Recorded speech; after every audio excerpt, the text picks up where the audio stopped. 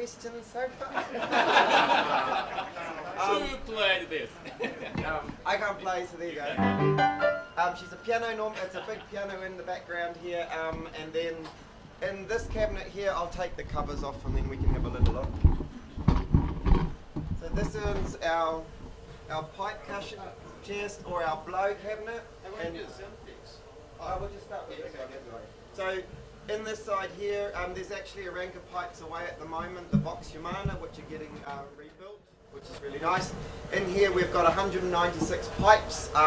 There's normally a bird whistle as well, but I've taken that out at the moment. They're just chucking off on the other side. So in the back you've got your bass, and that's bass flute, but basically there, and then in front of that is cello pipes. So there's all your bass instruments of the orchestra sorted. In front of that it starts little ranks, and you've got a rank of violin pipes, a rank of flute pipes, and then you've got a rank of horns.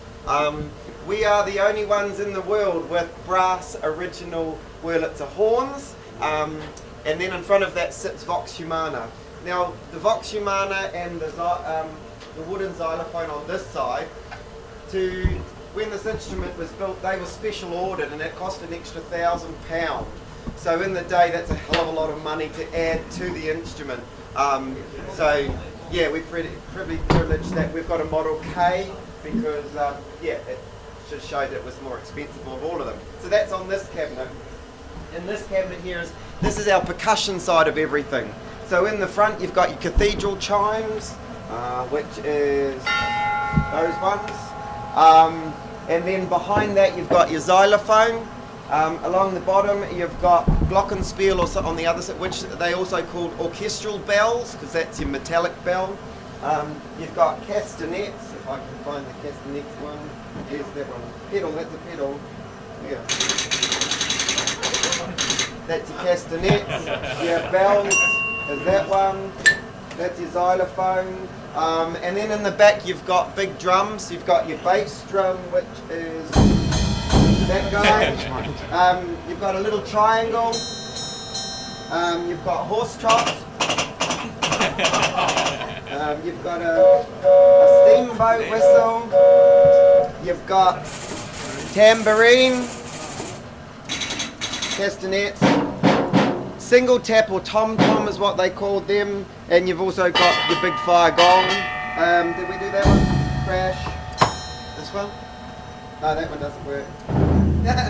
And then you've also got an automatic drum roll. No, that one's only the chain effect. We've stolen it, remember? Oh, yeah. And then, so that's your thing. And then in the middle, you've got manual of your swell pedal, because you need to be able to do your own swells. And this one works so that, yes, the swells do open and close, depending on how you put your, it's not just an open or close, it is a graduated thing. And then you've got your three pedals. The middle pedal is not connected at the moment, and this is what they just called the crash, or everything. So that all the drums, everything just went boom, and you just get a big crash. But that's still your soft, half flow soft pedal and your normal sustain pedal on this side. This machine here was given with two roll readers, so this is like an early mixing desk. You could change from one to the other, so I can play this one if I want to, and then if I wanted to I could just play this one, but we'll push the needle at the moment. What you see basically, everything other than the transmissions, the two wind motors and the screws, everything else has had to be made, mostly by hand, and yeah, a lot of work goes involved with these things. Under here is all your brain boxes for everything. If you can see where all the pretty lights are, this is a 16, well, each tier, so this is 1, 2, and the manual at the top. Each one is only a 16-bit memory RAM, basically. And I did say 16-bit byte. That's it. 16 on-offs. That's it. For each unit is your 16. cameras have got Billions. Trillions and trillions of bloody things in it. Even the early radios, anything's got more memory than this thing. But this has actually got a memory card, basically. So I can be, when I'm playing this one here, for example, and then I pause it, so that those locking cancels haven't reset, they're all still sitting there. So as soon as I press play, all the interest bits are still going again. I got a stucky one there. Because this uses a tiering system. So when they're saying I want the flutes on, and then I want the violins to go on, and then I want the trumpets to go on, they stack on top of each other. And then if they say, oh, all of a sudden I want all of them to turn off, but I want the flutes to go back on again, they literally have to cancel everything and start building up again. So every time you get an instrument turn on and off, that means everything's turned on, and then everything's re-turned back on again. And then, yeah, there's 2 of them in a manual. What else is there? So that's basically how it works. Okay, when we got given we were going to do a slide projector thingy, but do you want to go back to the slides? No, it's all good. Okay. So when they found this, it was in Auckland in a garden shed, lean-to on a dirt floor, but the roof had collapsed. So water had been pouring through here, and when we got it, we could stick our head through the key bed. So they dragged it out of the garden shed behind a ute across a lawn, and then it went to a Podaki and got put in a shed for 2 years while they fundraised. And they have to fundraise for a feasibility report, and then it gets deemed of National Historic Significance, and then it can be eligible for heritage funding. So this has been heritage funded basically from lotteries, Lions, and all those sorts of people. And the thing is that the piano had to be done under conservation rules. So we had to import a 1915 Wurlitzer piano with the same strung back, and then dismantle it, reverse engineer it, and reconstitute its timbers to rebuild New Zealand's one, and then put all New Zealand's hardware on it. So for example, it's New Zealand's iron frame with bolts and hardware, and New Zealand's player. And then it's a Model G's soundboard that we had to re-crown with rib extensions, put 8 shims in, French polish, and fit back into this with all New Zealand's hardware. Then we had to use the original bridge stock, but then recap it to the same incorrect pattern of the original. We weren't allowed to change the amount of copper strings, it all had to be original. We got away with some wire gauge changes because you can't see them by naked eye. We started off making most of it with recycled piano screws, because finding enough screws was a big problem. But in quantities, to give you some ideas, the brass valve plates, there's 1,200 of those. They had to be water cut, and then we had to hand file them, polish them, press them, and make blotter paper gaskets and fit them with 4 little screws. And there's 1,200 of them. And they take about 10-15 minutes for each individual valve facing. Yep. And so as it stands, how it's working is that the piano has plungers under the keys that go down and open the pellets under the keyboard. So that's how we managed to sort of translate the piano action into a pipe cabinet.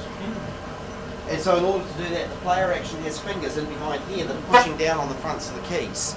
Now we weren't allowed to throw away New Zealand's keyboard, which was a little bit unfortunate. So this keyboard had to be reconsolidated using Everdura and a whole lot of nasty tricks. And if you pull it apart, the ends of the keys are thinner than your finger because of the amount that the rats had eaten off them. But under museum rules, we have to conserve every last little bit. If you had a rotten key stick, you're not allowed to replace it. You actually go back until the timber's solid, cut 45 degree, and then you put a deliberately brand new piece of timber on after that, like a listed building. So in manual mode, you can just select your ranks and it will play.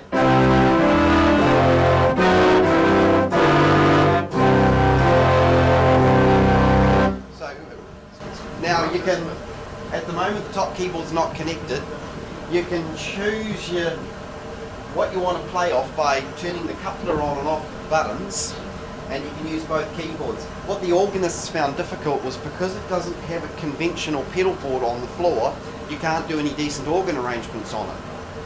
So it doesn't fall into the Hope Jones organ category, but it's too big to be a player piano, so it just gets called an orchestrion. The number of steps between a hole in the paper and hearing a sound, there is just a chronic amount of steps. In the back of the player action, for example, because you've got 2 rolls, all of a sudden it's a duplex system, so it has to have shut-offs so that we only get the note signals from roll A or the note signals from roll B. And then it has to be able to turn its stack on and off independently, and it has an entire control box there just for the automatic transmissions. And it will play continuously. If we just hit play, it will finish the 5 tunes on that roll, start playing the next roll while it rewinds the first roll, and it will do all of that by switching from one registry box to the other and using triple layer shutoffs in the bottom. This is more complicated than the average telephone exchange. So to give you an idea, we've been building it for 8 years. We've built absolutely everything to the point where even the ply had to be handmade with imported veneers, yada yada. We think that we've probably done 10,000 chargeable hours on it and 5,000 hours in our own time to do it. So it has been a paid job. Everybody's going to ask, it has been a paid job, but it has also been a labour of love, including 3 trips to Chicago. There is only one of these left in the world, and it lives in Chicago. And luckily, we've managed to make very good friends with the family that own it, and we go over and stay with them. And what we've been doing is printing off black and white photos of, say, one box, and then marking it up with red pen when we're there and writing in every measurement and every screw size, and then we come home and make millimetre accurate replicas of the pieces that New Zealand were missing. All of the instruments, if you're hearing the orchestral bells, we've managed to buy and import the original bell with the original knocker and sound box, and then we've made an entire player mechanism. These sound boxes, Oh, yeah, okay, yeah, but the thing is that what you're hearing is the Wurlitzer bells with the Wurlitzer knockers, and then the pneumatic mechanisms that play them are complete brand new replicas. And when we came home, we weren't allowed to dismantle it, so all we did was to take the external measurements, and by lining up screw holes and pipes and stuff, we've sort of extrapolated what was inside those boxes. So, and as it stands, Nathan and I are now the only ones really in the world that know exactly how this machine works. Chicago's one has been altered, and in the future they would like to put it back to be New Zealand's, because New Zealand's got dragged out of a garden shed behind a ute, but it is now the most original Model K Wurlitzer in the world. The reason why it seems a bit weird that we're the only ones now that know how particular a Wurlitzer photo player works. The reason is because these came out in 1910. By 1915, this one was made in 1914, came out here, but by the 1920s, of course, talkies came out. So as soon as movies came with sound, these were literally boarded over within the day. So they came out, they said, right, we've got to get rid of the photo player, we don't want them anymore, they're useless. So a lot of the American photo players were all done and dusted within 10 years of them being built. They were actually worn out before they got boarded over. That's how much they were used and played.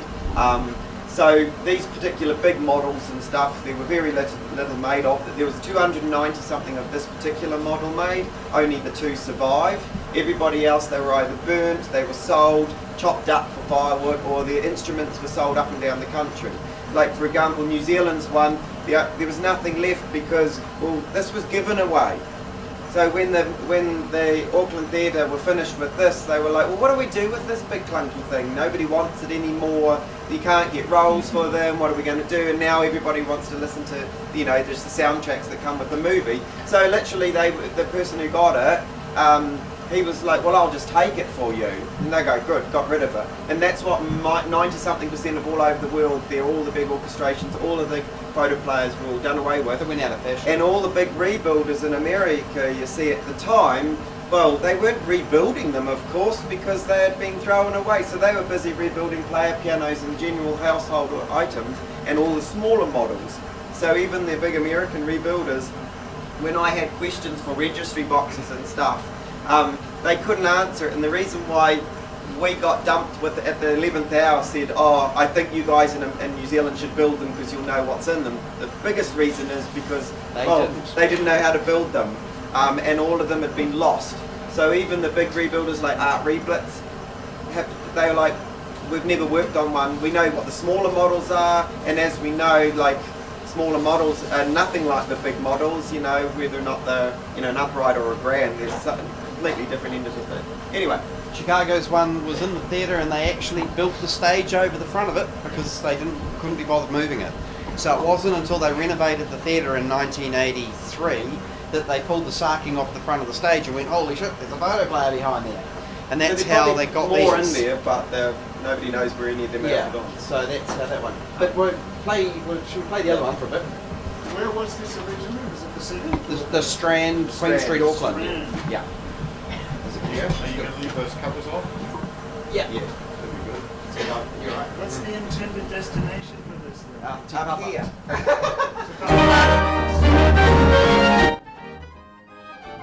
about-